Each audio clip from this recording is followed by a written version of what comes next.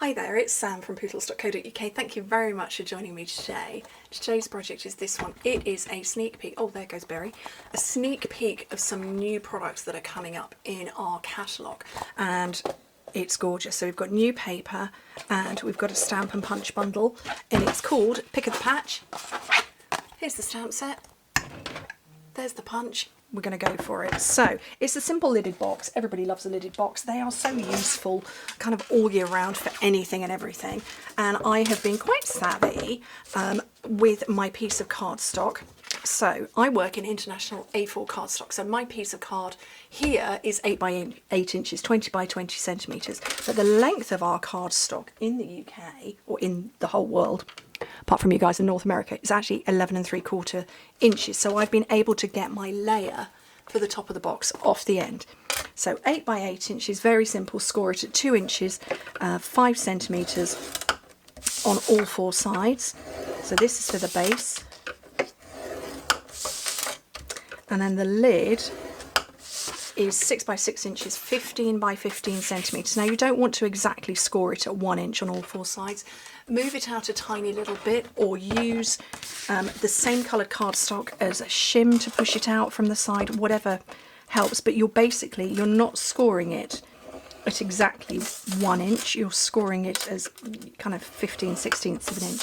So not exactly 2.5 centimetres, more like 2.3 centimetres, and then that will give your lid clearance over the box, and it will sit flush, neatly, without falling off or without causing the sides of the box base to buckle.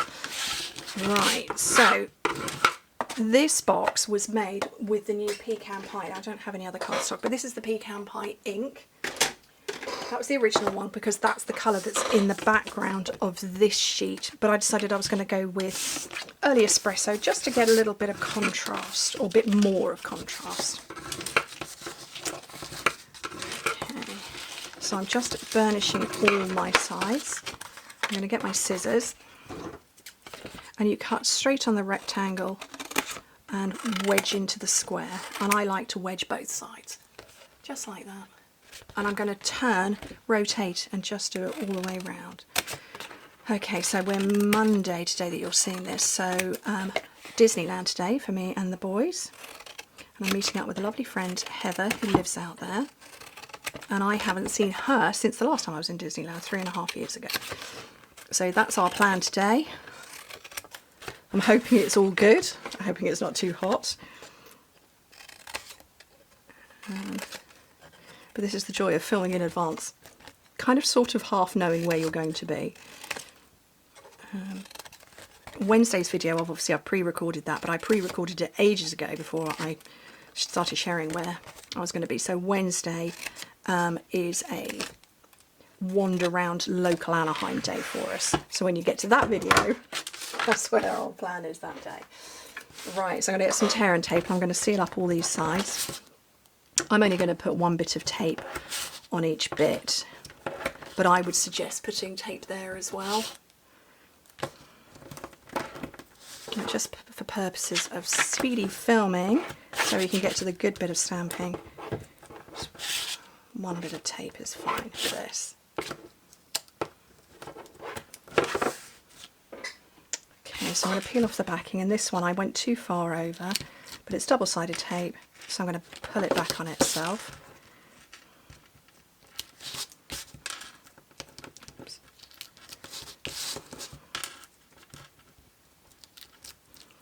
There we go. I'm going to build up the sides of the box. And just keep going all the way around. So that's the base of the box. It finishes up at 4 by 2 inches by 4 by 4 by 2 inches, or 10 by 10 by 5 10 by 10 by 5 centimetres.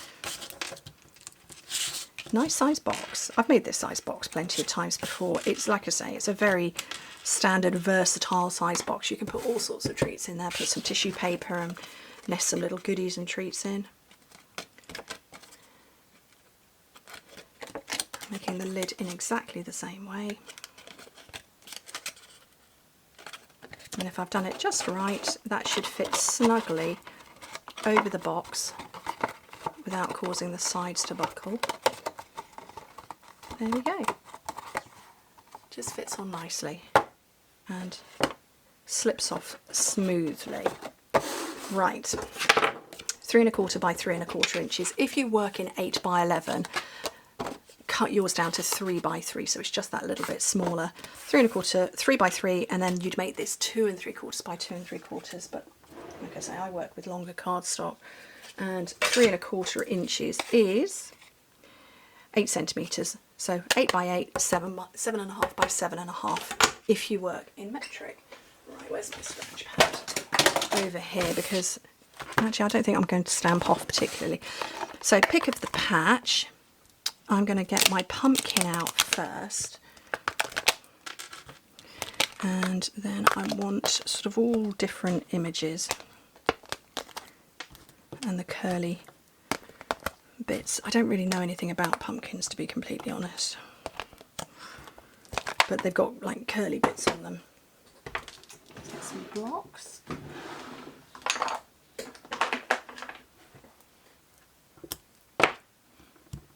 I do have multiple blocks in all of our sizes.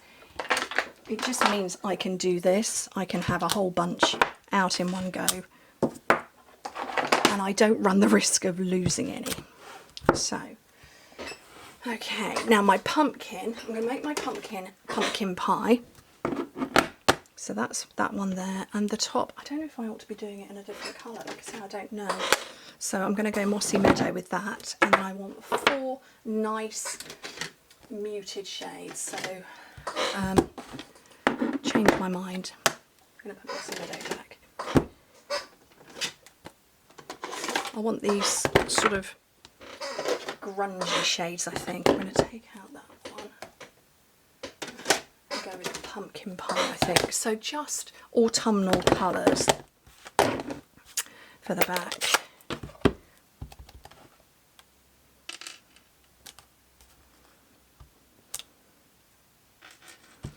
And I'm just scattering anywhere and everywhere. So that one was wild wheat. Copper clay, just sort of stamped off to get the different tones of colours. We'll have a curly bit of pumpkin pie.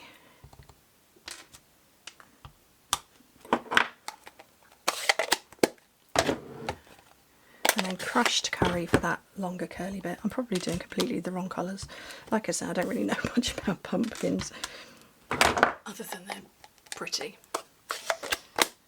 Okay, and then I want some more basic white. So this one I stamped pecan pie onto pecan pie, but I'm kind of feeling that it's not going to show up. We'll have a bash, but I don't think it's going to show up on early espresso, and I think that might be a little bit too dark for a pumpkin.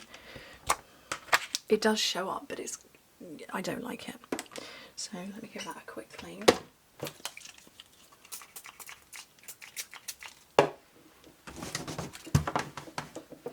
And then instead make it with pecan pie.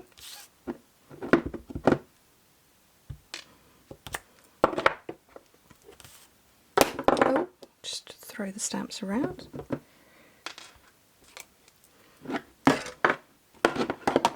And then grab my punch.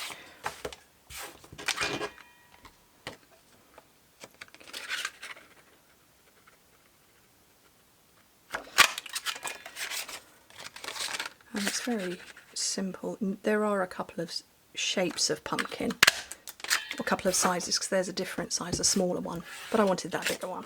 Okay, let's get this layered up. So this catalogue is live on the 6th of September. Obviously you can join me now as a demonstrator, and you could shop it straight away. But yeah, 6th demonstrators and new joining demonstrators are able to shop from the catalogue now. We get a whole extra month, which is nice when you know, particularly if you're doing Christmas crafting, to get an extra month at it is always a good thing. And there are links to join me all over my blog and my YouTube. Okay, and then I'm going to get some dimensionals on this. Oops, throw them around.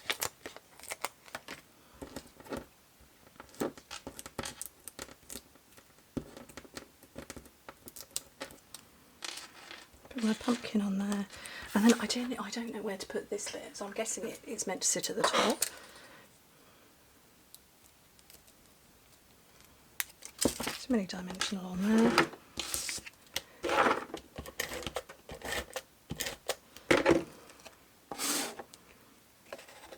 Just pop that onto the top of the box, and that is how to make a pick of the patch box.